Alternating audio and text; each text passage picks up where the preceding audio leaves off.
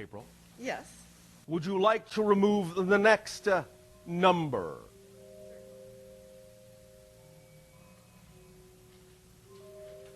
What do we have? Space-time. Space-time. Would you also like to remove the 4A and B?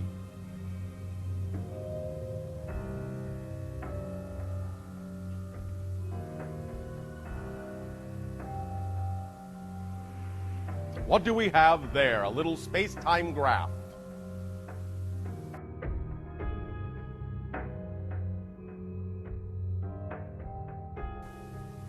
All right. Now, let us explain. We have talked about this briefly before. Oh, you may sit. Thank you very much. The idea is, you already know from what you call your science of relativity, or some of you may not know this, that there is an effect in your reality called time dilations. The graph shows you this in this way. The line is all of time at one end, all of space at the other end. And when you start moving and expanding your use of space from zero into a cone that widens, then you have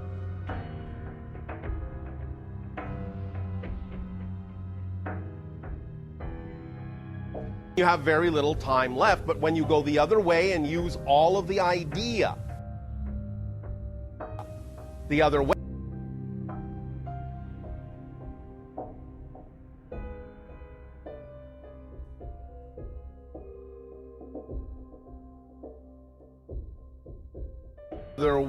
then the cone moves in the other direction. It's just an expansion cone. I'm using very little here, I'm using a lot here. Using very little of this when I'm using a lot of this, but when I'm using a little of this, I'm using a lot of that. So it's just a double cone going in this way to show you when you are using a little bit of this or a lot of that. You follow me so far? All right. Now, the space-time antenna actually takes the form of this graph, of the two intersecting cones. So if you imagine in your mind right now, let's say made out of a spiral copper wire or a spiral tube, imagine starting on the ground and imagine bringing the tube around in a circle and then spiraling it upward, getting smaller and smaller in circumference. You're describing a cone. You're spiraling up to the tip of the cone. However high you want the cone to be, doesn't matter. However wide you want to start, doesn't matter right now for the purpose of this illustration. It will matter later in terms of fine-tuning the geometry to get the right effect. But right now, just for the purpose of this illustration, just imagine starting on the ground, start spiraling your tube around and around and around, smaller, smaller, till you have a cone made up out of a spiral tube. At the top, at the very tip of the cone, then take that tube and move it out to the same diameter as the base of the cone and start spiraling your way down through the other cone. So when you spiral it up, leave some gaps in between the tube so that when you spiral down, you can go through those gaps and actually have the two cones interpenetrating. Until you get all the way down, now you're inside the base of the first cone, creating a downward facing cone, and you get down to the tip at the bottom and then bring that out and connect it to the base of the other cone. Now you have two interpenetrating cones, one facing up, one pointing down. In a sense, it's almost like the idea of the Solomon's seal, or what you now call the Jewish star, the six-pointed star. If you look at it simply flat on, it will sort of appear a little bit like this idea, although not quite exactly. But it's the idea of two interpenetrating triangles. When you create this kind of a resonant device and you do it where the cones are actually angled at their apices at 33 degrees, you will be able to actually have a space-time antenna. Today we're going to be talking about a subject that is hated by so many people, and I'm not exactly sure why.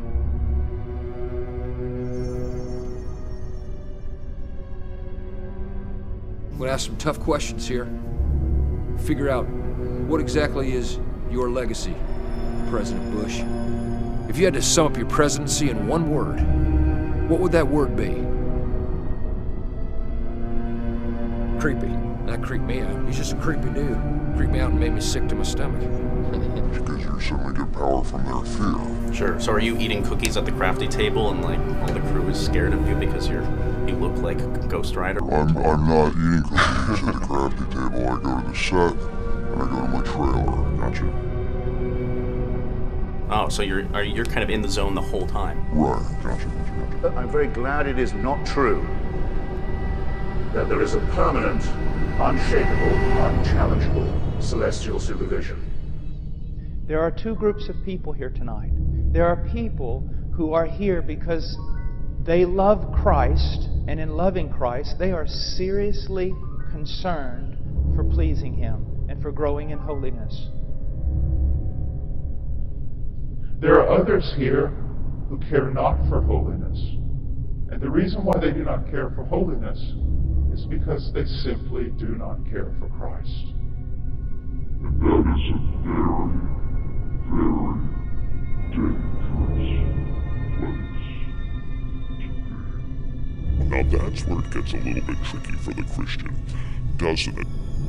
En zij schreef de vinger stippel was lekker op snel, maar nou mag de schoen en hij mag de schoen heersen. Hier leeft mij iets als weg. Wie?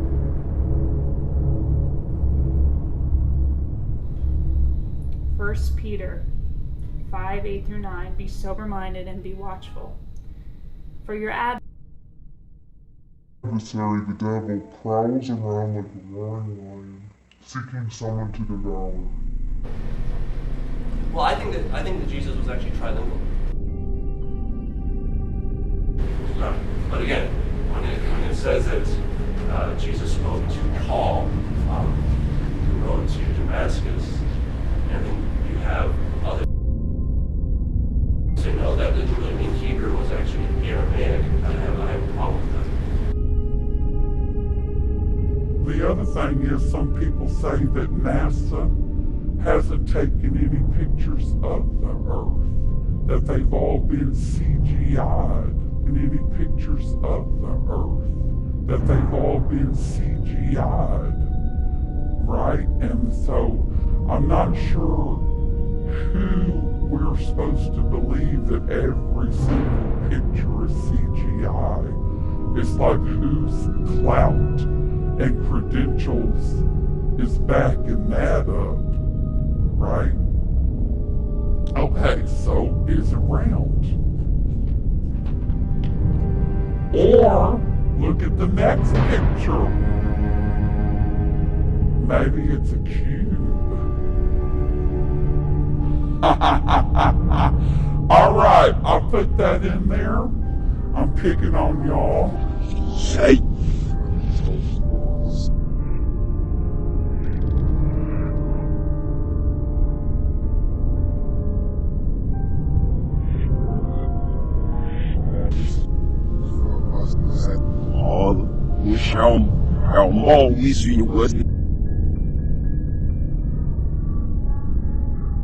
That's a telling sign. And these are going to be No question about it. So here's what I'm saying. If we can get people on that side of this issue to look at it in just even the medium term. In fact, we think about the wonderfully talented, just fantastic artists that are in Hollywood that are so beautiful and so gifted, and they achieve the pinnacle of what many men look for: fame, fortune, money.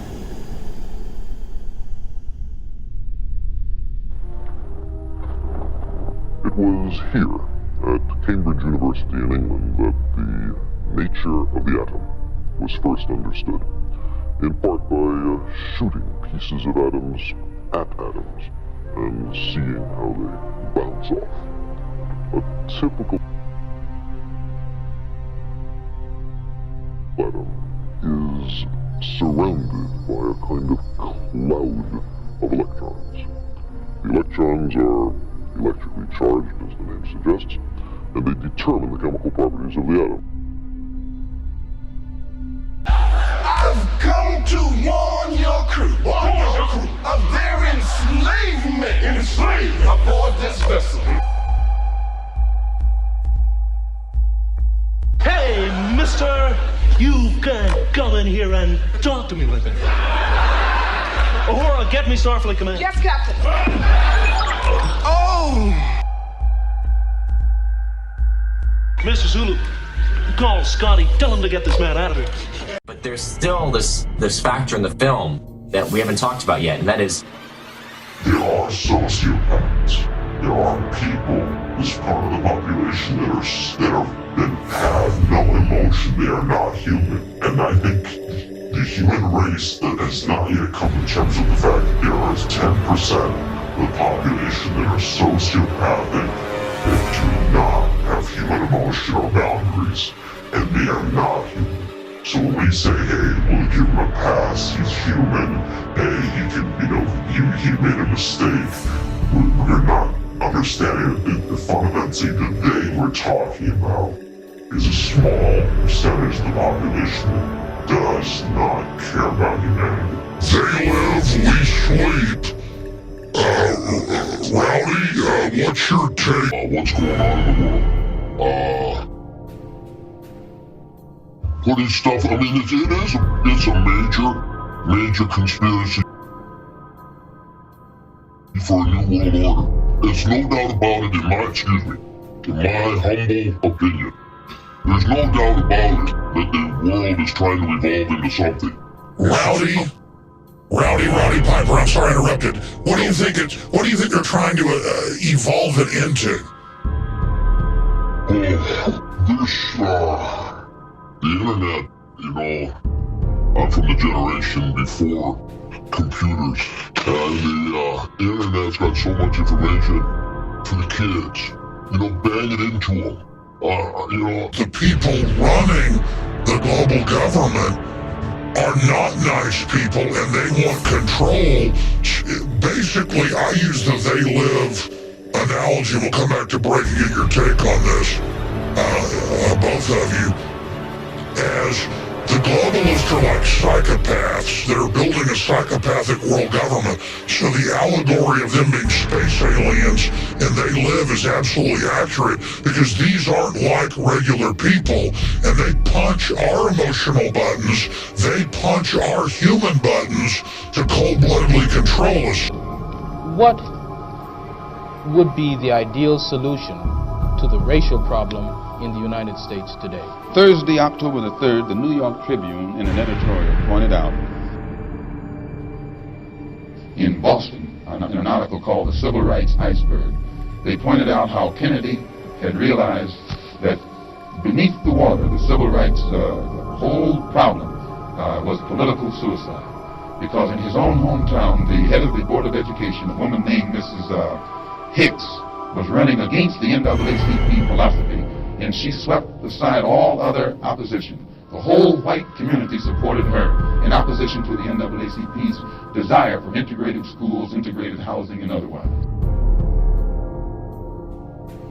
So I say that to say this, that even the Jewish committee, which is supposed to be pro-liberal, went against the NAACP. Whites are against integration. There is a missing secret in Think and Grow Rich by Napoleon Hill.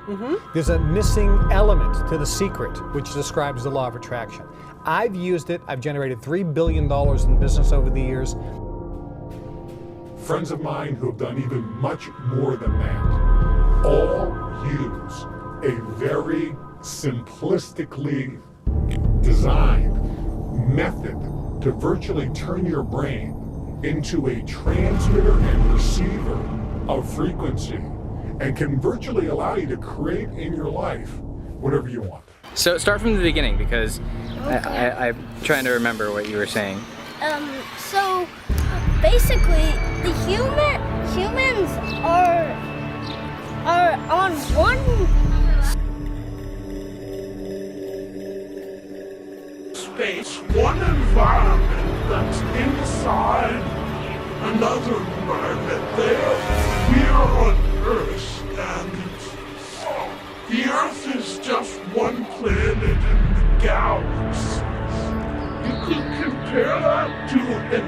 camped on the patio in this backyard. But the point is that we really do. And I think that we need another good history that can spread. You need a good image. In most TV shows, you know you get pineapple, right? You threw it out? No. I'm teaching you. You're teaching me a lot here, man. You're teaching me a lot. Your third eye, your pineapple glands. Tell me what kind of show you watch? Well, I work a lot, so I don't have a lot of time for shows, but I like those like drama series, like Breaking Bad, Homeland, and Walking Dead. You know any of those? Probably not. No. I don't have cable.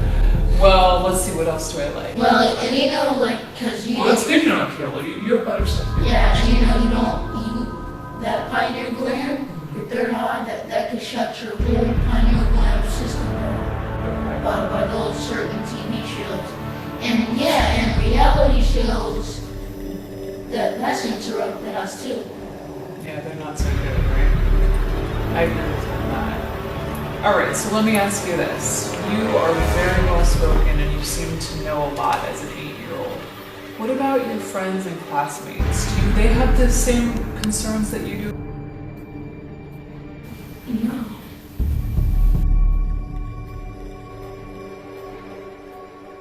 Basically, we're raised to believe the only way we can hear is through these physical ears. The only way we can see is through these physical eyes. The only way we can breathe is through the nose, and so on and so on and so on. We're basically taught that human perception, human understanding of the world, is limited to the physical senses through which we experience day-to-day life. However, in Sanatana Hindu Dharma, the ancient truth is revealed that we can see without the use of the eyes. We can hear without the use of the physical ears. We don't even need the nose to breathe. We can breathe through our fingertips, our toe tips, and the top of our head. We can fly. Anything we've been told is a limitation has only become a limitation because humanity has lost touch with our ancient Vedic roots. I'm not talking about the world's education. I'm talking about actually just reading the Bible or reading books. You know, I mean, you could...